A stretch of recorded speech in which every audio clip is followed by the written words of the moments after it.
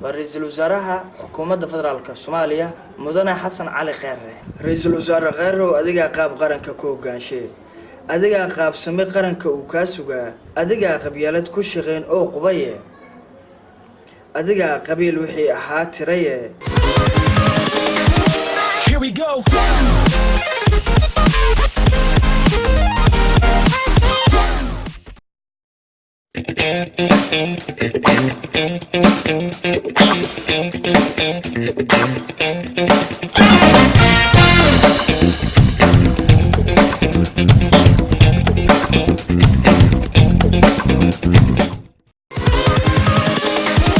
Here we go.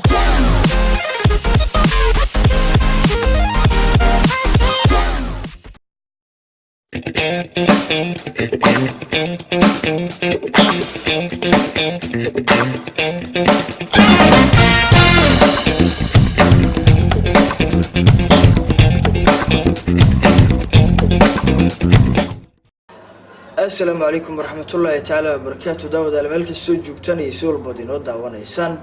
وسود هذا جنرال كبشير محمد بردر هدي تكون عصبتها فضلا سبسكرايب ده لايك ده وشير شيكوينكا يربحنا ذاك الدوان عن سوق لي جنرال كبشير محمد بردر كومنتنا قدر سولو هذا مركله برامج كله أو جارة برامج كان عصب وحان أقوم قاعدري بعد السياسيين mar walba ayaadna ka dhahan doontaan janalkayga Bashir Maxamuud Beerdar hadii eeba uu yiraahdo tan iyo markii ay dhacday dawladda dhexe ee Soomaaliya ayaa ku guda jirtay nidaamyo kala duwan oo qabali ah sidoo kale waxa la soo maray xilli dalka ay ka ariminayaan hogaamiye kooxoodyo marka dambeysana waxa la soo gaaray marxalad iyo waliba qayb kale oo kamid ah hanaanka iyo geedi socodka dawladnimada xilli waxa jirta dawlad sidoo kale ku meel gaar ah laakiin markan dawlad rasmi ah ayaa timid waana dawladda federaalka Soomaaliya ee beesha caalamka ay aqoonsan tahay iyo deeq bixiyaashaba hadaba warbixinteeda gunta aan ka leeyahay waxa ay tahay inta ugu badan dawladihii dalka soo maray waxa ay lahaayeen mucaaradyo iyo dad ka soo horjeeda oo dhalisan hanaanka iyo systemka ay wax ku wadaan hadii aan ka soo tagno xilligii hore ee aan imaano haatan dawladda hadda jirta waxa la sheegaa inay tahay tan ugu mucaaradka badan dawladihii kala duwan ee dalka soo maray waxyaabo kala duwan ayaana lagu mucaaradaa isla markaana looga soo horjeestaa laakiin muhiimadda iyo dhac hadalkayga maxaa uu noqonayaa waxa uu noqonayaa mar walba be positive inaad noqoto qof mar walba dhanka fiican wax ka fiiriya mucaaradkeena Soomaaliyeed markii la fiiriyo ee dawladda ka soo horjeeday iyo xitaa dadka xitaa shacabka ah runtii waxaad moodaa in si laab la kaca oo aan qarannimo iyo badriyo ama wadaniyada ay runtii ku yartahay oo mar walba ay fiirinayaan ceebaha markuu qofka muwaadin uu yahay shacab uu yahay siyaasi uu yahay waxa laga rabaa in uu noqdo qof dhanka fiican wax ka fiiriya waalis dhaliilaa dunida mucaaradyo way ka jiraan asxaab waaweyn jirta laakiin hanaanka Soomaaliya wax loo mucaarado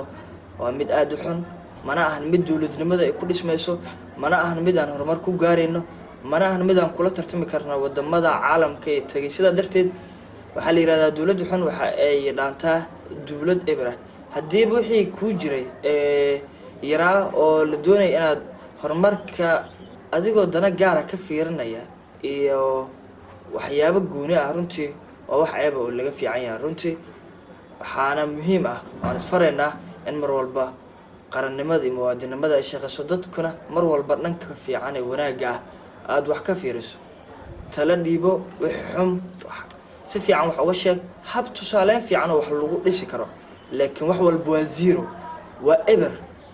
laga yaabay qofka maanta xilkaaya in dadka inta badan ay dhalinayaan laakiin markii isaga loo dhiibo wuxuu rabaa in la amaano oo aan laga soo horjeesan marka mucaaradnimada mar walba waxaan isku dardaarmaynaa si aqoon-yahanimo ama muwaadinimo ah ana gaar ah aan ku saleysnaan in loo fikiro danta guudna laga fikiro runtii madaxdana way mudan yihiin in la amaano barnaamijkana la hadal siyaasiyiinta waxa uu ku qatamaa in aynu ku amaano madaxda Soomaaliyeed meel walba oo ay joogaan runtii amaan way naga mudan yihiin maadaama ay xilka hayaan isla markaana ay hogaamiyaan dee hogaamiyahaaga haddii aad adeeci weyso oo aad mar walba la hareer joogi weysid hiil iyo hoo runtii qaranka ma guuleysanaya waxaana la yiraahdaa far kaliya fool ma dhaqdo soo dhawaada barnaamijkanna la hadal siyaasiyiinta joogto ayuu inoo noqon doonaa waxaanu ku bilaabi doonaa oo aan la hadli doonaa oo aan fariin u diri doonaa runtii qofka ugu horeeya uu noqon doonaa barnaamijkan waa ra'iisul wasaaraha xukuumadda federaalka mudane xasan cali kheyre ra'iisul wasaare kheyre adiga qaab qaranka ku hogaanshay adiga qaab samee qaranka uu ka sugaa adiga qabyaalad ku shaqeyn oo qubaye adiga qabiil wixii ahaa tiraye aliyay soo baxaad inoo tahay ruux ku gaarayaan jirin inta joogtay tilmaantaada gaara waa diracnimo dadaal lagu daray iftiin soo baxaad inoo tahay inta xumaantaada shaqo ka dhigato ceebtaada rabtaa cirib gooyayse adiga joogaya inta jagada hayse qolaha wada horumar ku sugnaaye qaybtaad qaranka ka qaabishan ebad laga hadalay heerkaaga aqoontaad haliyay ku noqotay intaan ku haysanaan horumar heebinaaye horay uga wada halkaad maanta ka hayso dabcan